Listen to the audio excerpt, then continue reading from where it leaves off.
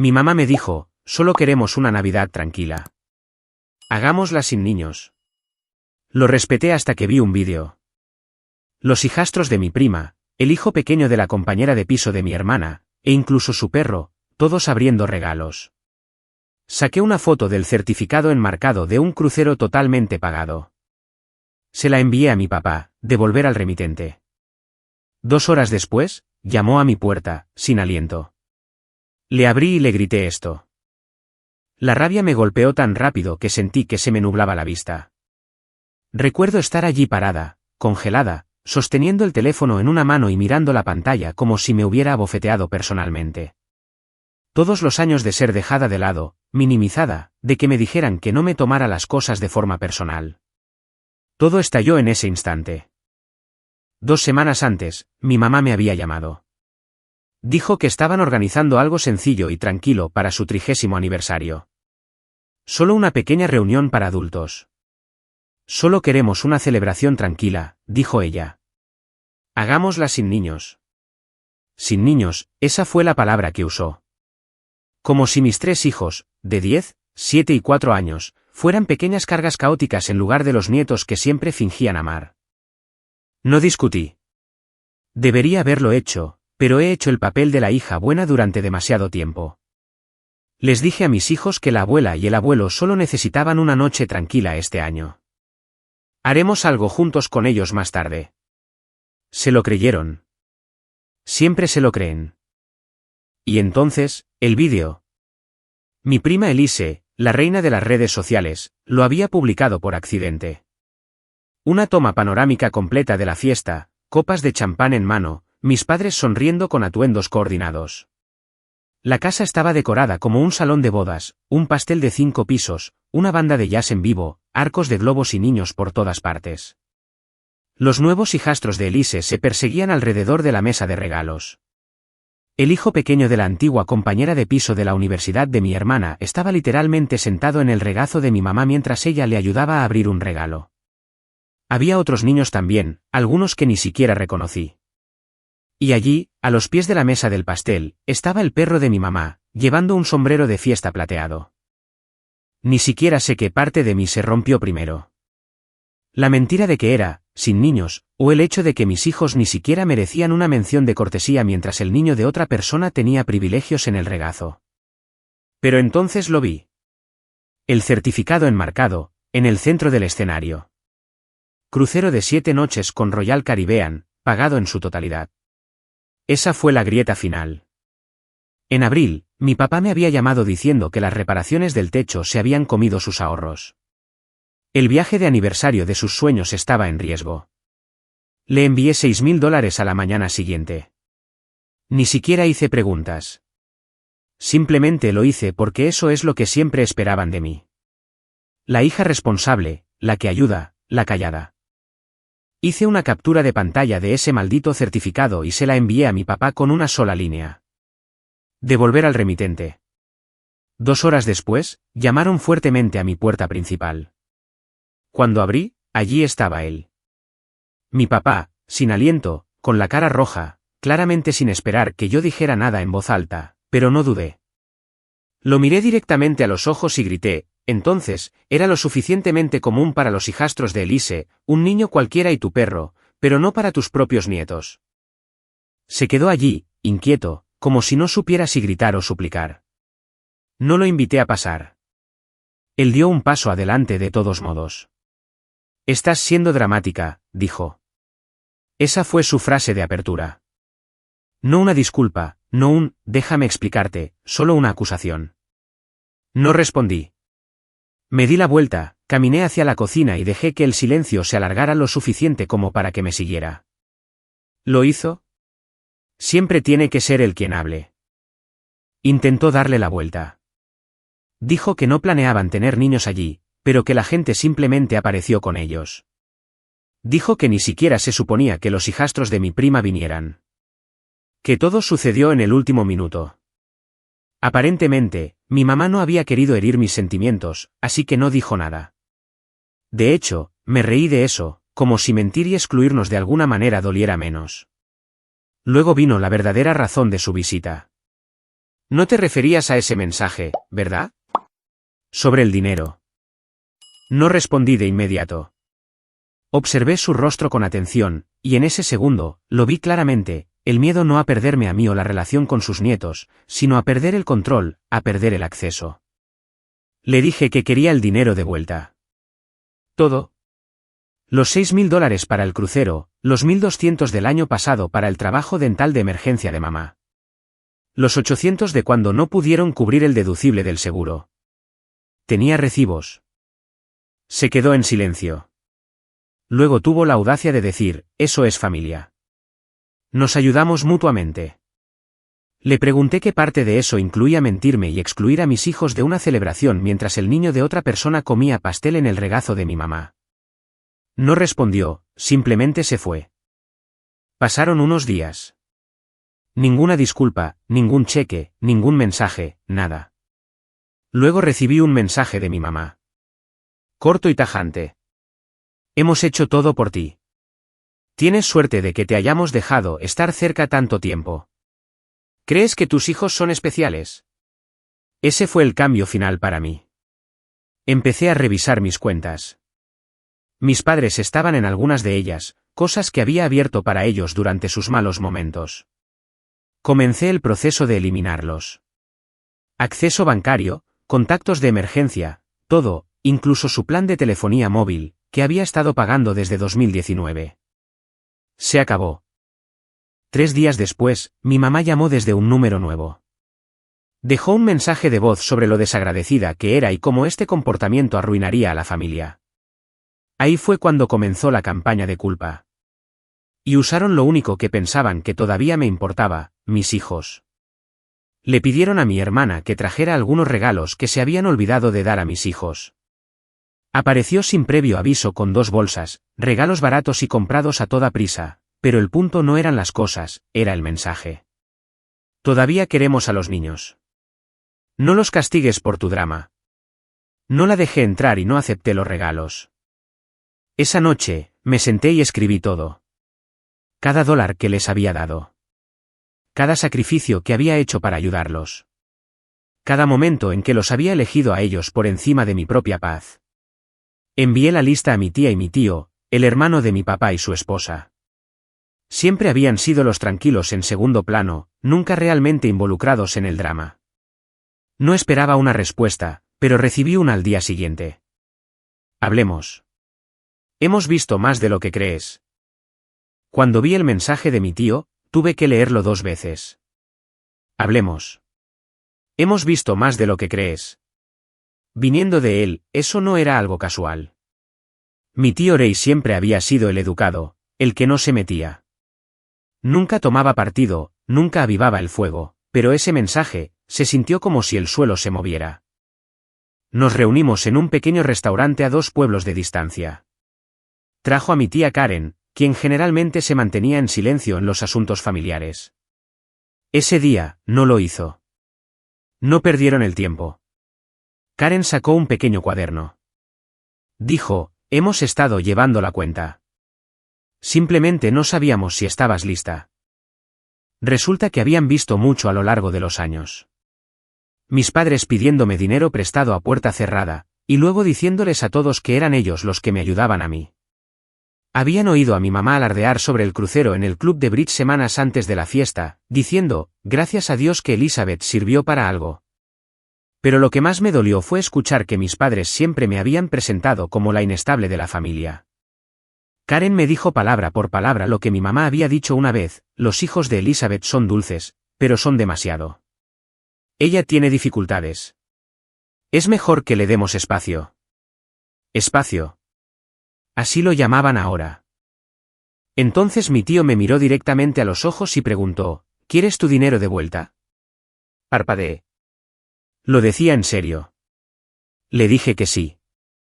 No solo por el dinero, por el principio, por la falta de respeto, por ser utilizada y engañada durante años y que me dijeran que era amor. Dijo que ayudaría. Que tenían un abogado de familia en quien confiaban.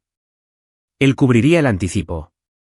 Dijo que ya era hora de que alguien en la familia se enfrentara a mis padres. Cuando llegué a casa esa noche, algo en mí había cambiado. Lo sentí. Esto no era solo un límite. Era una línea infranqueable. Y aparentemente mis padres también lo sintieron, porque 2 días después aparecieron de nuevo, juntos. Sin previo aviso. Se pararon en mi porche como si estuvieran a punto de entregar algún decreto real. Mi mamá tenía los brazos cruzados y mi papá tenía esa cara tranquila e inexpresiva que siempre usaba antes de decir algo cruel en voz baja. Mi mamá comenzó de inmediato. Dijo que quería reparar la brecha y ver a los niños. Dijo que estaba dispuesta a olvidar todo este colapso si simplemente dejaba las cosas pasar. No dije una palabra. Entré, tomé el sobre que había preparado, copias de cada transacción que había hecho para ellos, y se lo entregué. Lo abrió, lo hojeó y dijo, «Se supone que esto debe asustarnos». La miré y dije, «No, es solo un recibo. De todo lo que he terminado de dar». Luego cerré la puerta, y esta vez la cerré con llave. A la mañana siguiente, llegó el mensaje de mi papá. «No te criamos para que fueras así». No respondí. Estaba demasiado ocupada enviando documentos al abogado del tío Ray, una mujer tranquila y metódica llamada Lisa, quien a los pocos minutos de leer mi resumen dijo claramente, «Esto no es solo un reembolso. Es manipulación financiera, y podemos probarlo». Esa misma tarde, redactó una carta de demanda. Nada hostil, solo profesional y precisa. Detallaba los pagos que había hecho, los acuerdos verbales que podíamos respaldar con mensajes de texto y de voz, y un plazo de 30 días para el reembolso antes de que comenzara una acción judicial de menor cuantía. Lisa dijo que la cantidad, $6.000 más un poco más, era sólida. Si no respondían, presentaríamos la demanda. Me sentí tranquila, casi demasiado tranquila. Me asustaba lo rápido que me había acostumbrado a tratarlos como a extraños. Pero no estaba preparada para lo que sucedió a continuación. Esa noche, mi hermana publicó una foto en Instagram, nuestros padres en su patio trasero, sonriendo alrededor de una fogata con ella y su compañera de piso, bebidas en mano. En la leyenda, escribió, agradecida por la familia de verdad que no lleva la cuenta. La miré durante un rato, no porque me sorprendiera que se pusiera de su lado, sino por lo que vi en el fondo. Un cuaderno. Mi cuaderno. El que guardaba en el cajón de mi cocina donde anotaba las fechas de pago, las cantidades, pequeños recordatorios como el cambio de aceite de papá y la cobertura de la receta de mamá. Y allí estaba, abierto sobre una mesa auxiliar detrás de la silla de mi papá. Ni siquiera me había dado cuenta de que faltaba. Se lo habían llevado. El día que aparecieron sin ser invitados mientras intentaban reparar la brecha. Le envié un mensaje a Lisa de inmediato. Llamó en minutos. Se llevaron registros personales de tu casa sin permiso. Eso no es solo poco ético. Dependiendo de cómo lo usen, es potencialmente criminal. Necesitas documentar esto ahora. Así que lo hice. Hice capturas de pantalla, escribí una declaración y presenté una denuncia policial a la mañana siguiente por propiedad robada. No porque esperara que un coche de policía apareciera en su entrada, sino para crear un rastro documental. No pasó mucho tiempo antes de que recibiera otro mensaje. Esta vez, no de ellos. Era de mi prima Elise, la que había publicado el vídeo original de la fiesta. Oye, lo siento mucho. No sabía que te habían mentido sobre la fiesta. Dijeron que estabas fuera de la ciudad. Me quedé mirando el mensaje. ¿Fuera de la ciudad? Esa era su versión ahora. Le pregunté si todavía tenía la invitación original. La tenía, y me envió una captura de pantalla. El nombre de mi mamá, una lista completa de invitados, una nota al final, evento apto para niños. No duden en traer a toda la familia. Mi nombre no estaba en ella. Lisa estaba atónita. No fueron descuidados. Fueron deliberados. Y ahora tenemos pruebas contundentes. Pero esa no fue la parte inesperada. La tarde siguiente, llamaron a mi puerta. Pero esta vez, no eran mis padres. Era Karen. Mi tía, sosteniendo una pequeña carpeta y lo que parecía una bolsa de supermercado. Me entregó la bolsa primero. Dentro estaba mi cuaderno. ¿Intacto? Fui a ayudar a tu mamá a limpiar el garaje. Encontré esto en su escritorio. No sabe que lo tomé. Luego abrió la carpeta. Dentro había extractos bancarios, de ella y del tío Ray. Vi la publicación de tu hermana y vi algo más. Tu mamá ha estado sacando dinero de una cuenta que Ray abrió para nuestros nietos. La usó para pagar el saldo del crucero. La miré atónita. No solo te mintió a ti, dijo Karen. También nos robó a nosotros. Y de repente, yo no era la única que se preparaba para ir a juicio. No dormí esa noche. Simplemente me senté en la mesa de mi cocina con la carpeta que Karen me había dado, pasando páginas de extractos, transferencias y nombres. Mi mamá había desviado más de $2.000 de un fondo universitario que mi tío había iniciado silenciosamente para sus nietos hacía años. Fondos que él nunca mencionó porque, como me dijo más tarde, quería dejar algo sin todo el ruido familiar. Y ahora ese dinero se había ido en un crucero por el Caribe, buffets de langosta y margaritas junto a la piscina. Lisa estaba atónita de nuevo. Esto lo cambia todo, dijo. Ya no es solo tu reclamación. Tenemos múltiples casos de falsedad, quizás incluso fraude. Esa semana, Karen y el tío Ray contrataron a Lisa oficialmente. Los vi firmar los papeles en su oficina. Ray no dijo mucho. Solo parecía cansado. Pero cuando me entregó un cheque más tarde ese día para cubrir mis $6.000 mientras esperábamos la acción legal, se me llenaron los ojos de lágrimas. Quiero que uses esto como quieras, dijo. No para facturas, no para el tribunal, para ti y los niños. No respondí entonces, pero sabía lo que iba a hacer con él. Mis padres no se quedaron callados por mucho tiempo. De alguna manera se corrió la voz de que Lisa había enviado cartas oficiales. Quizás mi hermana les dijo. Quizás vieron llegar el informe policial. Pero de cualquier manera, el siguiente movimiento llegó rápido. Publicaron en Facebook. Una larga y dramática publicación de mi mamá con una foto con filtro de ella y mi papá con aspecto lloroso en la playa. La leyenda decía, 30 años de amor y lealtad ahora están siendo destrozados por mentiras y codicia. Algunas personas piensan que el dinero importa más que la familia, pero la verdad siempre encuentra su camino. Seguiremos rezando por aquellos que han perdido el rumbo. Los comentarios fueron brutales. Docenas de simpatizantes, en su mayoría amigos de la iglesia, vecinos, primos que apenas conocíamos, todos repitiendo, rezando por ustedes.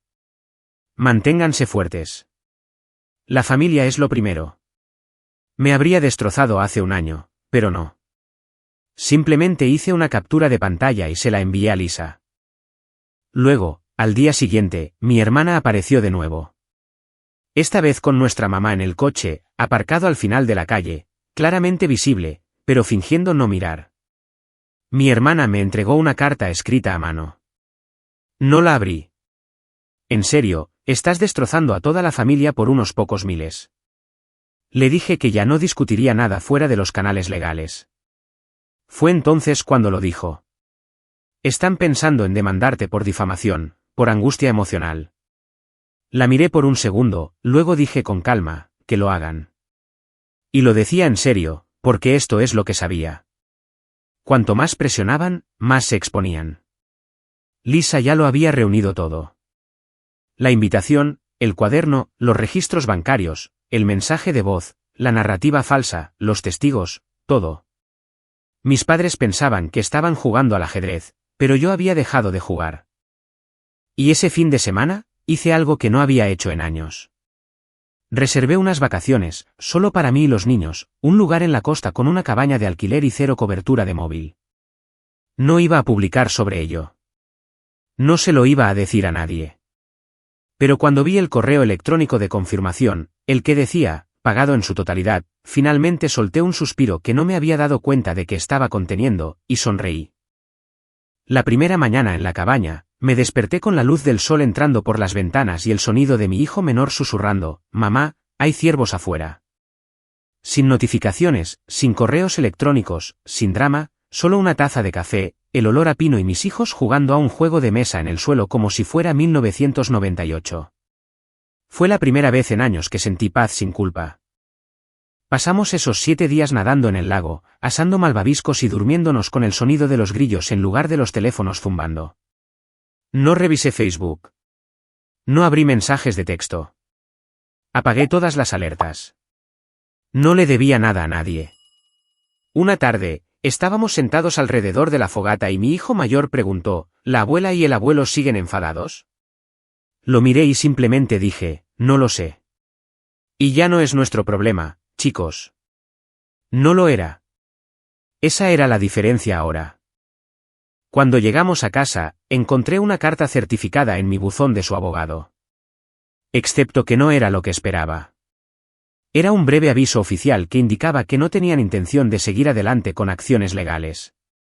Lisa lo llamó una retirada de farol. Se dieron cuenta bastante rápido de quién tenía el caso más sólido. Dijo que se habían rendido. Pero lo que me impactó no fue la carta. Fue lo que llegó la semana siguiente. Un paquete. Sin nombre de remitente, solo una pequeña caja blanca. Dentro, envuelto en papel de seda, estaba el anillo de bodas de mi madre. La nota decía, quizás esto signifique más para ti ahora que para nosotros. No lo significaba. Lo dejé en una casa de empeños al otro lado de la ciudad. Ni siquiera miré el precio. Usé el dinero para comprar bicicletas a los niños. Merecían movimiento. Adelante, libres, rápido. No he sabido de ellos desde entonces, pero Karen llama todos los domingos. Dey envía postales a los niños desde restaurantes al azar que encuentra en sus viajes en motocicleta. El mes pasado, Lisa ayudó a finalizar un acuerdo judicial que exige a mis padres que devuelvan el préstamo en cuotas mensuales, rastreadas y ejecutables. No lo hicimos por el dinero, lo hicimos por el registro. Y cada vez que veo esa línea en mi extracto bancario, depósito, $250, acuerdo judicial, siento una cosa, libertad. No venganza, no amargura, solo cierre. Porque la verdad es que ellos no me excluyeron. Yo me alejé y me llevé las mejores partes de mi vida conmigo.